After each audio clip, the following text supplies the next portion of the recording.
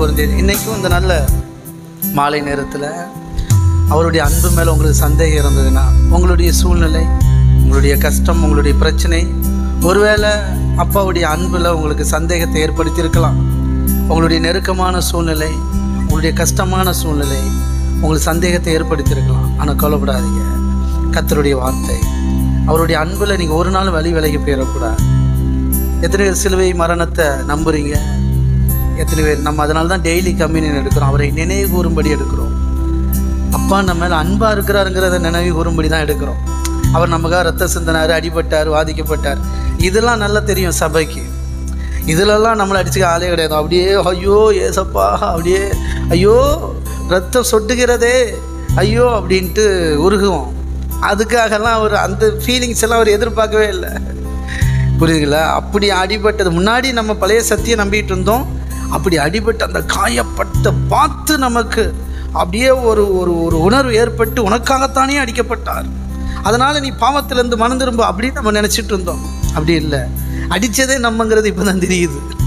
அப்போது அவர் அடிபட்டு ரத்தப்பட்டு சிந்தி அப்படி கஷ்டப்பட்டார் இல்லையா, அது மேட்ரு கிடையாது. உங்கள் மேலே அன்பாக இருக்கிறாருன்னு நிரூபிக்கிறது. கரங்களை தட்டி பைபிள் வசனத்தை நல்லா தியானிக்கணும் பாருங்கள். வசனம் சொல்லுது, தேவன் இவ்விதமாய் தம்முடைய அன்பை வெளிப்படுத்தினாராம். தேவன் நம்ம மேலே வச்சிருக்கிற அன்பை வெளிப்படுத்தினாராம். அதனால் தயவு செய்து புரிஞ்சுக்கோங்க, சிலுவையில் அங்கே அடிக்கப்பட்டது அவன் அப்படி உனக்காக அடிக்கப்பட்டார், அதனால் நீ மனம் திரும்ப இல்லைன்னா செத்து போயிடுவ, நீ மனம் திரும்ப இல்லைன்னா நாசமாக போயிடுவ அப்படின்னு சொல்லக்கூடாது.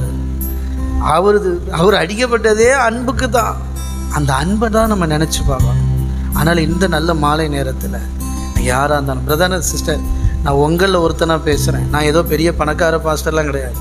உங்களில் ஒருத்தனாக இருந்து உங்களை போல தான் வந்துட்டுருக்கிறேன். அதனால தான் சொல்கிறேன், இதனை பார்க்குறேன். நீங்கள் யாராவது இன்றைக்கி ஒரு வேளை சந்தோஷத்தை இழந்திருக்கலாம், இன்றைக்கி நம்பிக்கையே இழந்திருக்கலாம். நான் சொல்கிறேன், அப்பா உங்கள் மேலே வச்சுருக்கிற அன்பு ஒரு நாள் மாறா. அப்புறம் சிலுவையில் கடைசி சொட்டு ரத்தம் வரைக்கும் சிந்தது உங்களுக்காக. கட்டாயம் அவர் உங்களை தூக்கி எடுப்பார்னு விசுவாசிக்கணும். விசுவாசம், ஆமென். அவர் செய்து முடித்த செயலை விசுவாசிங்க. உங்களுக்காக தான் அடிபட்டார், உங்களுக்காகத்தான் தரித்திரரானார். நீங்கள் ஐஸ்வர்யவான் ஆகாத யாரையும் தடுக்க முடியாது. அதை தான் விசுவாசிக்கணும். நான் எப்படியாவது ஐஸ்வர்யன் ஆகணும், இல்லை ஐஸ்வர்யன் ஆகியே தீருவேன், அதில் நிற்கணும். நீ உங்களுக்காக தான் அவருடைய தழும்புகளால் நீங்கள் சுகமானீர்கள். நீங்கள் பட வேண்டிய அடியெல்லாம் அவர் பட்டுட்டார்.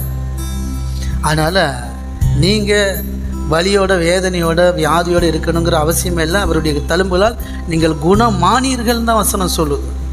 அதனால் அதை தான் நம்பணும். அது செய்து முடித்த செயல் பிரதர் அண்ட் சிஸ்டர், அது சத்தியம், அது மாறவே மாறாது. உங்களை சுகமாக்கிட்டாருங்கிறது தான் நீதி, உங்களை சுகமாக்கிட்டாருங்கிறது தான் சத்தியம். அதில் நெல்லுங்க. கட்டாயம் நீங்கள் வியாதியை ஜெயிச்சே ஆகணும். ஜெயிப்பீங்க. அதில் நெல்லுங்க. வைராக்கியமாக கட்டாயம் என்ன ஆனாலும் சரி விட்டுறாதீங்க, நொந்து போயிடாதீங்க. ஓகே, அதுக்கு ஆதாரத்தை காட்டுறேன். கர்த்தர் நம்மை தூக்கி எடுப்பார். அதனால் நான் சொல்கிறேன், இன்றைக்கும் உங்களுக்கு சந்தேகம் இருக்குன்னா, உங்கள் சூழ்நிலை, உங்கள் நெருக்கம், உங்கள் கஷ்டம் உங்களுக்கு வலியும் வேதனையும் ஏற்படுத்தி தேவனுடைய வல்லமை மேலேயும், அப்பாவுடைய அன்பு மேலேயும், அவருடைய ரட்சிப்பு மேலேயும், இதிலிருந்தும் தூக்கி எப்போ எடுக்க போகிறாரு, எப்படி நன்மை நடக்க போகுதுன்னு சந்தேகம் இருக்குன்னா, நான் சொல்கிறேன், அவர் உங்களுக்காக சிலுவையில் ஒப்பு கொடுத்ததை நினைவு கூறுங்க. ஆமென். அவர் உங்களுக்காகத்தான் சிலுவையில் பலியானார். உங்கள் மேலே ஸ்பெசிஃபிக்காக உங்கள் மேலே அன்பு கூர்ந்து தான் உங்களுக்காக ரத்த சிந்தனை. அதை நீங்கள் நம்புங்க. வாழ்க்கை டேக்கப் ஆகும். Okay, God bless you. என் கூட